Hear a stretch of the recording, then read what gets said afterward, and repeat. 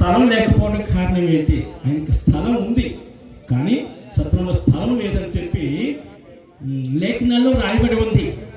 ఎలా రాస్తుందంటే, శిశువు పొత్తుకుట్టలో చుట్టబడి పశువుల తట్టులో పరుండ పెట్టబడి ఉండుట చూసేద్దరు అని రాస్తుందంతే. పుట్టి ఉన్నారని మాత్రం అక్కడ లేదు. అది పరమ రహస్యం. ఒక చిన్న కథ చెప్పి ముగించేస్తారు. ఒక సండే స్కూల్ టీచర్ ఉన్నారు. ఇలాగే క్రిస్మస్ పండుగ, అనేక క్రిస్మస్ పండుగలు వస్తాయి. ఈ పండుగలకి ఏం చేస్తారంటే కిట్స్లు వేస్తారు, అంటే నాటికలు వేస్తారు సండే స్కూల్ పిల్లలు చక్కగా. ఒకరోజు పండుగ జరుగుతూ ఉండగా ఒక టీచర్ చక్కగా ఒక నాటిక నేర్పించింది. ఏమిటంటే ఆ నాటిక యేసేపు మరియమ్మ నిండు శూలాలతో ఉన్నప్పుడు ఆ సండే స్కూల్ పిల్లలో ఒక బాలుడు ఉన్నాడు. ఆ బాలుడు సరిగా మాట్లాడడం చేత కాదు,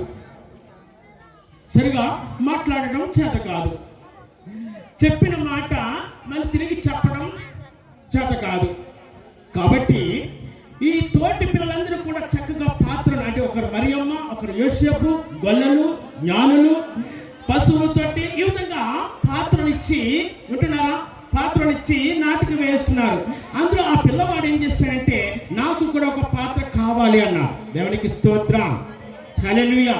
ఈ టీచర్ అంటుంది కదా, ఏమంటుందంటే, నువ్వు చెప్పలేవురా, నీకు తెలియదు, నువ్వు మాట్లాడలేవు, ఆ విధంగా నువ్వు మాట్లాడకపోతే జనాలందరూ కూడా నవ్వుతారు, తిట్టుకుంటారు, నాటికి పాడవుతుంది అని చెప్పి టీచర్ ఈ పిల్లవాడికి చెప్తా ఉంది. అయినా సరే నేను చెప్తానని పట్టుపట్టా. దేవునికి స్తోత్రం, హల్లెలూయా.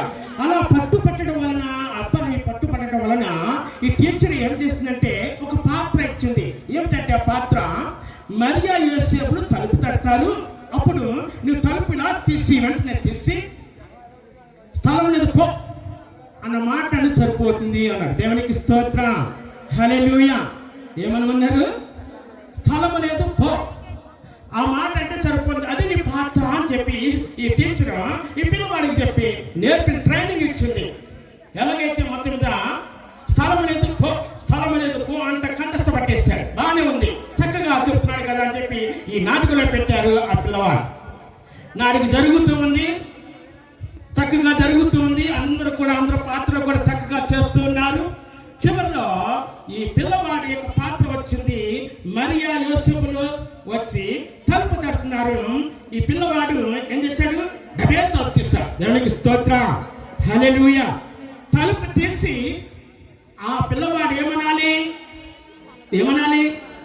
స్థలం లేదు పో అని అనాలి, ఆ మాట అనాలి. కానీ తలుపు తీసి ఏమంటున్నాడంటే ఇంకేమనడం లేదు, మాట్లాడడం లేదు. టీచర్ ఏమో చెప్పరా సైగ చేస్తుంది, చెప్పట్లేదు. టీచర్ యొక్క మరి కోపంగా చూస్తున్నాడు పిల్లవాడు. దగ్గరికి వెళ్ళి చెవులు వెళ్ళి చెప్తుంది టీచర్, అయినా కూడా ఎర్రబడి చూస్తున్నాడు పిల్లవాడు టీచర్ మీద.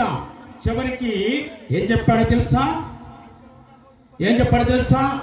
అతడు ఏమి మాట్లాడేటువంటి వ్యక్తి, చిన్న బాలుడు అన్నాడు కదా, సత్రంలో స్థలంలో చీపో అన్న మాటని వదిలిపెట్టి, మరియ తల్లి గర్భంలో నా యేసయ్య ఉన్నాడు, నేను స్థలము లేదని ఎలా చెప్పగలను అన్నాడు. దేవునికి స్తోత్రం, హల్లెలూయా. రమ్మని చెప్పి పిలుస్తున్నాడు లోపలికి. హల్లెలూయా, హల్లెలూయా. ఇది ప్రాముఖ్యమైనటువంటి ఈరోజు పండుగ దిన శుభదంతమైనటువంటి గొప్ప ప్రవచనం. దేవునికి స్తోత్రం. దేవుడు తన వాక్యం దీవించబడును గాక. చూడండి.